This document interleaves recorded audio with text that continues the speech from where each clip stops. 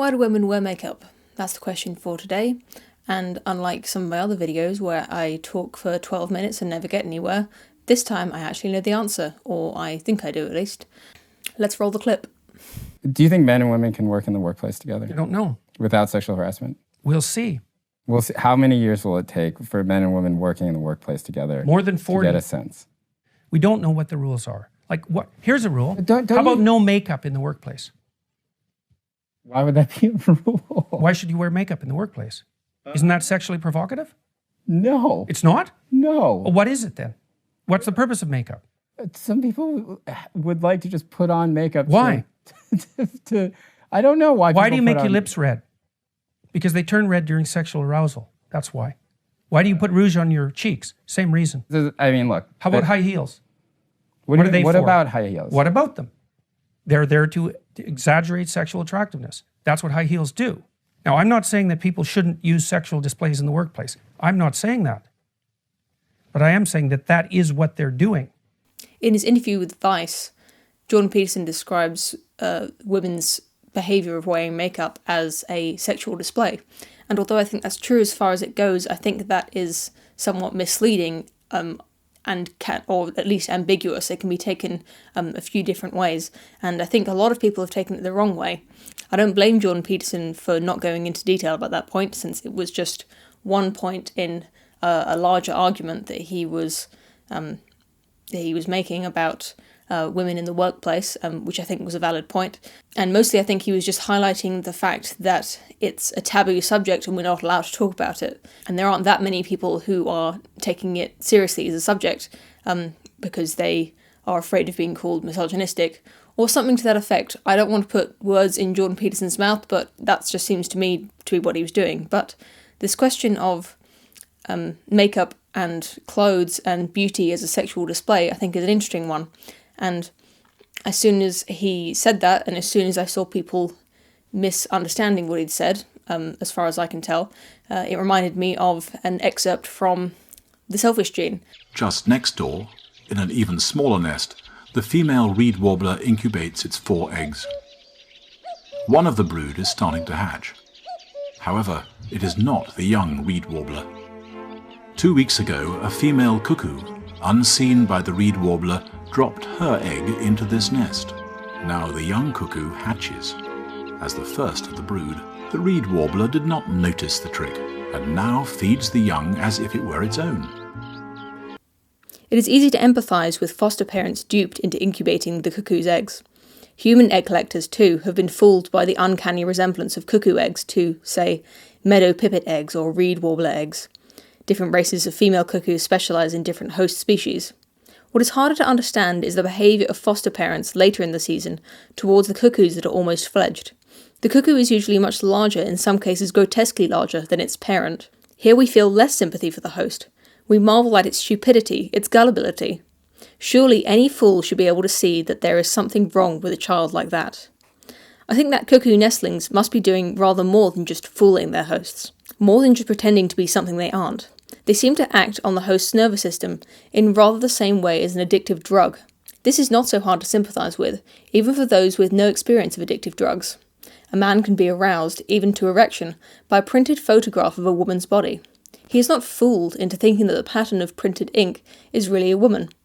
He knows that he is only looking at ink on paper, yet his nervous system responds to it in the same kind of way as it might respond to a real woman. We may find the attractions of a particular member of the opposite sex irresistible, even though the better judgment of our better self tells us that a liaison with that person is not in anyone's long-term interests. The same could be true of the irresistible attraction of unhealthy food. I read that passage to demonstrate how instinctive some human behaviour is, even behaviour that appears to be very well thought out and seems to have a very direct purpose. In another part of the book, Dawkins talks about the difference between proximal cause and ultimate cause, which is to say, in the example of the cuckoo, the ultimate cause of this behaviour is the genetic motivation to feed your own young. But the proximal cause of this behaviour, which is feeding an open mouth, is a very strong instinct in the bird to feed any baby bird-shaped mouth. it's not doing it for the ultimate cause, even if that's why the genes are there and that programming is there in its mind in the first place. It's only doing it to feed an instinct. This does not just apply to baby birds, as Dawkins talks about with using the example of addiction to drugs, or even just a much more relatable example of a man being aroused to erection by a photograph of a woman. He's not being tricked into thinking that it's for a woman. He's just responding to programming in his mind that triggers arousal at the image of a woman, whether it's real or not. The ultimate cause of this programming, of his behavior of arousal, is to propagate his genes by having sex with attractive women. But the proximal cause of it is just programming. It's just instinct. He's not actually going to have sex with anyone, and he knows it. There's no doubt in his mind that there's no reproduction is going to occur from this arousal, and he's not even doing it on purpose. It's just a bodily function, and that, I think, is what is happening when women put on makeup. I believe there's a programming in women's minds to make them desire to be attractive, and it's a desire that men have as well, but I think women have it more strongly, and it's hardwired into the mind what attractiveness means.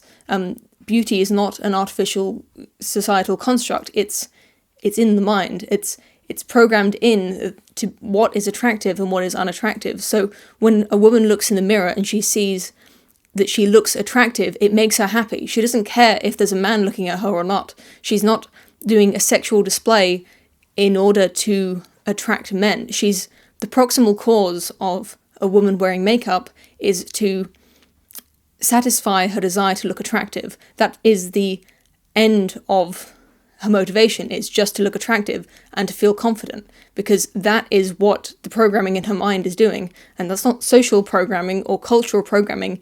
It's inherent biological programming to want to feel attractive, that I think a lot of women have. And maybe you think, well, Poe the person, you don't wear makeup, how can you know this? Well, actually, this happens to me as well. I don't wear makeup because I don't look attractive in makeup.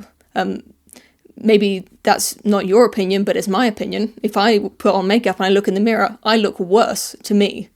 I don't care if you think I look more attractive, or if anyone I work with or see on the street thinks I look more attractive.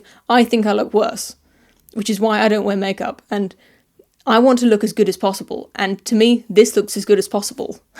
This is as good as I can look.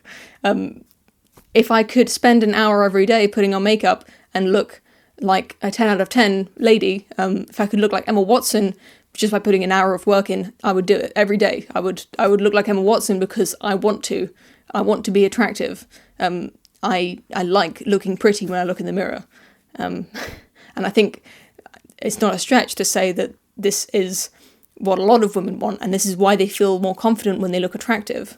But the ultimate cause of that attractiveness is a sexual display, which is why they do things to their body that makes them look more sexually aroused and fertile and young. So that's the difference between the proximal cause and the ultimate cause. The ultimate cause of wearing makeup is to attract high status and very sexually viable mates who will in turn produce you young, who will propagate themselves and carry your genes forward. Because of that cause, there's also a bunch of other side effects of being attractive, such as raising your status as a woman. And in the female hierarchy of status, or the pecking order of women, very attractive women are usually at the top. Other women will respect you more if you're attractive, I believe. I don't have any data on that, but that wouldn't surprise me at all if men and women both prefer women who are more attractive and respect those who are more attractive than them. So these sexual displays, they make you look more sexually attractive, but they also have all of these other effects, genetically speaking, and in society that you're not even thinking about, because all of these effects have already been sorted out in your mind to make you look more attractive as an instinct. This is what drives me crazy when I see men on the internet calling makeup fake up, or they call it, they say women are trying to trick you with their makeup, or they're trying to manipulate you into thinking they're attractive. they're not. I mean, maybe sometimes they are. If your woman dresses up, especially for a date, then I no doubt that she's probably intentionally trying to attract the person she's on a date with. Or I usually wear a little bit more makeup to business meetings or to interviews that I have, just for that reason, because I want to appear to be a high status woman. And physical attractiveness has a big part of that, I think. So wearing makeup isn't always instinctive, but I think a lot of the time it is. And when women say, I wear makeup to feel more confident, that's not a lie, it's true. And they don't feel confident because they're attracting men, they just feel more confident. So in conclusion, why do women wear makeup? Most of the time, it's the same reason that a songbird will feed a cuckoo chick in its nest, even though the cuckoo chick looks nothing like their own offspring. And it's the same reason that men like to look at pictures of naked ladies, because they love it. Their brains are making them love it. It's enjoyable on a very instinctual level. And I don't think there's even anything subconscious going on here. It's just, it's like eating a chocolate cake. It's delicious. It feels good to do it. Even though chocolate cake is bad for you, there's really no reason to eat chocolate cake unless you are very malnourished. On the larger question that Jordan Peterson was talking about whether women should wear makeup in the workplace or whether men and women can work together in the workplace without flirting and sexual harassment and all sorts of misunderstandings taking place, that's a really hard question. And all I can say about that one is that I hope that we can become mature enough as a society to have conversations like that so that we can work out the answer and figure out, what would it take to stop sexual harassment, and are we willing to take that step? As always, let me know what you think about all of this in the comment section, and thank you for watching. I'll see you again very soon.